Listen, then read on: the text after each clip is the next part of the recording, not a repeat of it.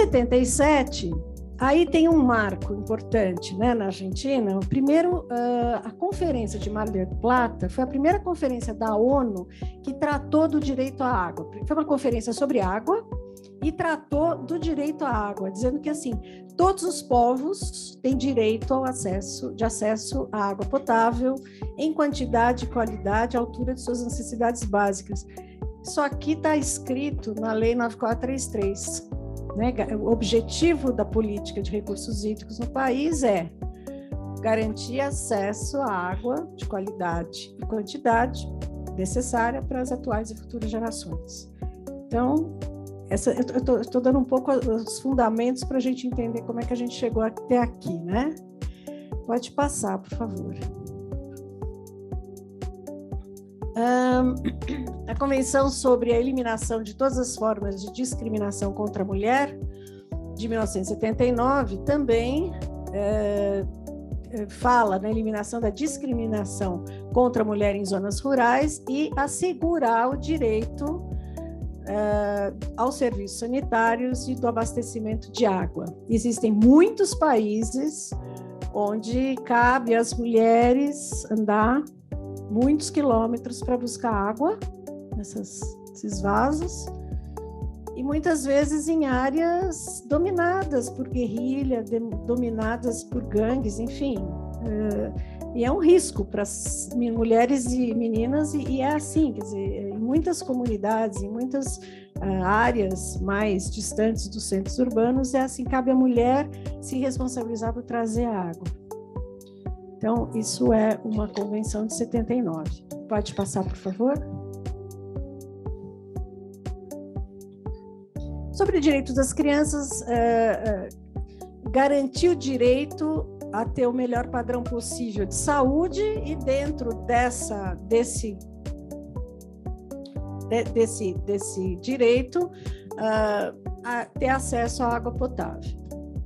A gente estava conversando com o Maurício agora, ele estava falando que ele esteve em Manaus, nas palafitas de Manaus, né? Uma cidade na Amazônia que tem o Rio Solimões e o Rio Negro, ou seja, um dos maiores rios do mundo ali, e tem uma população que não tem acesso à água potável, toma água, não quer dizer que morra de sede, mas toma uma água que não é segura. Há uma mortalidade infantil muito grande por conta de diarreia infantil. E um leigo pode falar, mas é impossível, porque tem água ali na Amazônia, mas não é bem assim que as coisas acontecem, né? Então, a criança, não só as crianças, vão ter acesso à água segura, não só a água. Água saudável, água que não vai causar doença para ninguém. Pode passar, por favor. Bom, e aí a gente chega em Dublin, e aí eu começo a responder um pouquinho, Adriana. Eu vou lá para o último. Cobrança pelo uso da água. A Dublin foi uma prévia da Rio 92 em relação à água. Aconteceu mais ou menos em fevereiro de 92, na Irlanda. Foi uma conferência internacional sobre água e meio ambiente, né? A Rio 92 aconteceu no mês de junho e julho, e Dublin foi em fevereiro. Então, quais são os principais tópicos discutidos lá que foram muito influenciadores da nossa política nacional de recursos hídricos, né? Então, água doce é um recurso finito, isso é uma coisa importante, porque o que a gente tem na história é melhor? Tá bom. O que a gente tem na história é a água é um bem infinito. E, de fato, quando você tinha 1 bilhão de pessoas vivendo na Terra, ok, sobrava água, assim como sobrava espaço, assim como sobrava solo. À medida que a população vai crescendo ao longo dos séculos, e principalmente no século XX, século XXI, a água que existe hoje é exatamente a mesma que existia quando a primeira bactéria deu início, teve o seu início. Então, a água é limitada, ela é finita, né? Os recursos naturais não são ilimitados. A gente tem uma ideia de que tudo é infinito, a água é infinita, o solo é infinito, a floresta é infinita. E era, mas agora não é mais. Agora vamos olhar como é hoje. É finito, um bem finito, quer dizer que acaba. Só tem aquilo, né? A gestão da água tem que ter uma abordagem participativa, que envolva usuários, planejadores e políticos em todos os níveis. O que é isso? É a governança, é a articulação, é a discussão das questões. As mulheres têm um papel central no fornecimento, na gestão e na proteção da água. Isso está muito colocado toda a Rio 92 fala do papel dos jovens, do papel das mulheres, das populações tradicionais na proteção dos recursos naturais. E aí vem o valor econômico da água, que é o que acaba criando, assim, mas espera um pouquinho, a água não pode ser cobrada, porque se todo mundo tem direito à água, isso é um direito humano, como é que você cobra, né? Então, se coloca que é um bem escasso, ele se torna escasso, ele é um bem finito e vai se tornar escasso na medida que a demanda é maior que a oferta. Qualquer bem é assim, mas é um bem natural, mas também é um bem econômico, vamos dizer assim, né? Só que a gente não pode colocar o bem econômico na frente do bem natural e muito menos como meio de vida, de acesso à água, né? Então, valor econômico para os usos competitivos, tal, para evitar desperdício e poluição, e aí fala. A cobrança é uma ferramenta que pode ser eficiente e equitativa e como meio de fomentar a proteção dos recursos hídricos. E aí eles falam o seguinte, mas todo ser humano tem o direito fundamental de acesso à água potável e saneamento. Mesmo nos serviços de saneamento básico prestado seja empresa privada, seja empresa estatal, seja autarquia, não importa, pode ter e deve ter a tarifa social, que é a tarifa mais barata, né? Até, sei lá, 10 metros, 5 metros cúbicos por mês é mais barato, e quem quiser gastar mais vai pagar mais, né? Mas paga, e pode se pagar muito menos, inclusive. Aí, e só uma coisa também, sem entrar muito na polêmica da privatização e tal, quem estabelece o edital para a privatização é o poder concedente, é o município, e hoje pode ser estado, hoje a lei mudou a partir de 2020, então, tanto o Estado, nas regiões metropolitanas, micro-regiões e aglomerações urbanas, como todos os municípios têm a titularidade sobre os serviços de saneamento. Mas a tarifa social tem essa ideia de dizer que a água não pode, o preço do serviço não pode ser impeditivo do acesso humano à água. Mudando um pouquinho, pode mudar de slide. Bom, na Rio 92, a Agenda 21, né? O que era a Agenda 21? Aquela coisa que se fez lá para o século 21, que nós já estamos hoje em 2023, né? Então, abastecimento, o capítulo 18 é sobre a água, que trata do abastecimento de água potável e saneamento, água e desenvolvimento urbano sustentável, água para a produção de alimentos e desenvolvimento rural, e impactos da mudança do clima sobre os recursos hídricos. O problema do clima não apareceu hoje, muito pelo contrário, hoje a gente só está sentindo os efeitos, mas a preocupação é já antiga. Pode passar.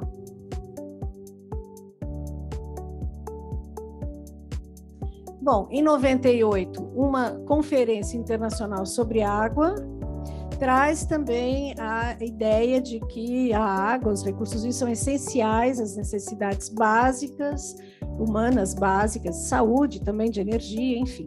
Pode passar.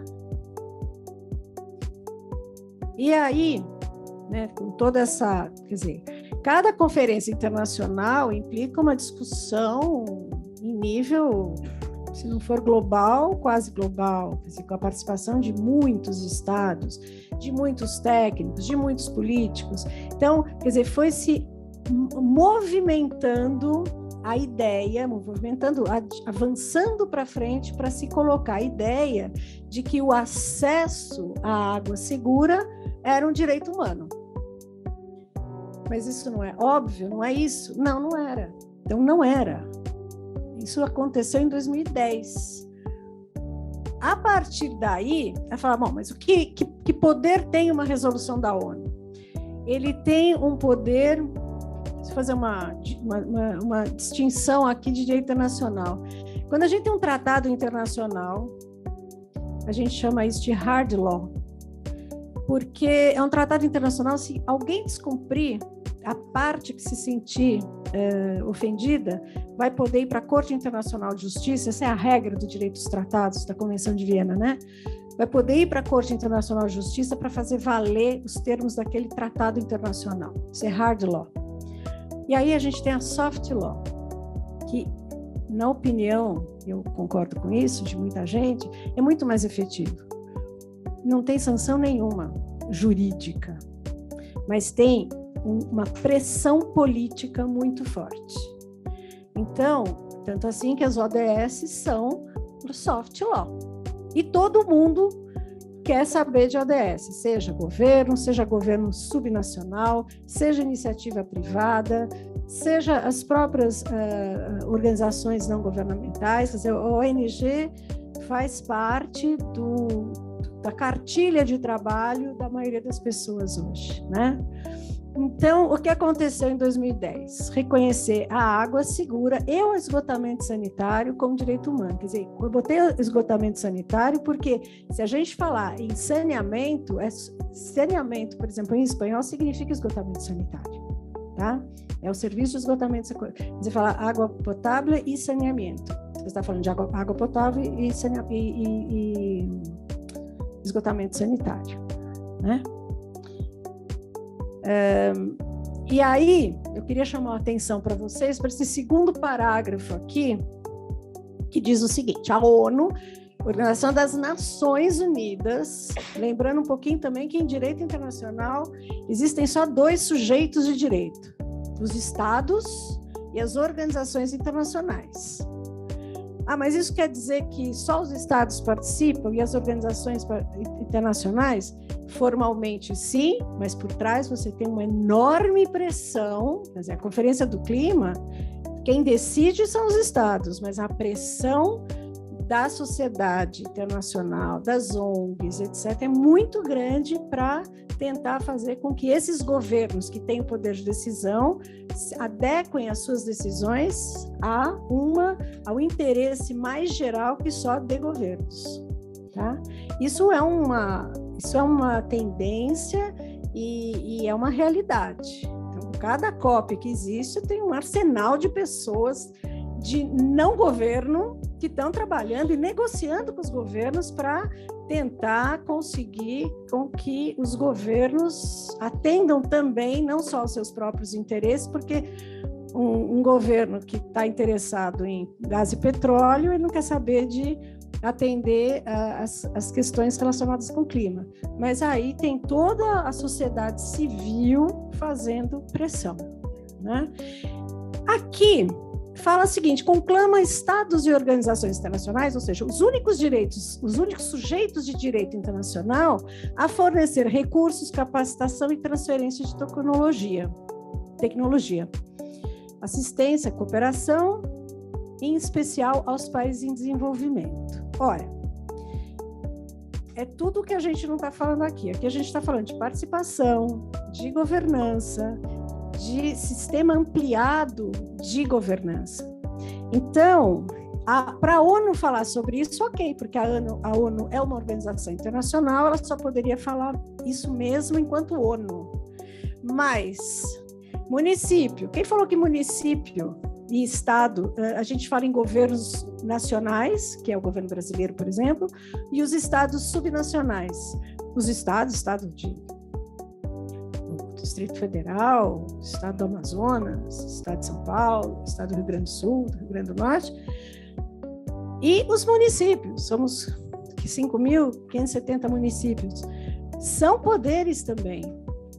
As organizações técnicas são poderes, as organizações não governamentais são poderes, as universidades também são poderes. Então, todos eles, quer dizer, quem falou que não existe cooperação entre os estados subnacionais, entre municípios, quer dizer, isso tudo é um universo muito maior do que a gente lê ali na declaração da ONU. Não é que ali está errado, ali está certo porque era o que tinha que ser mesmo, porque a ONU só reconhece Estado e organização internacional.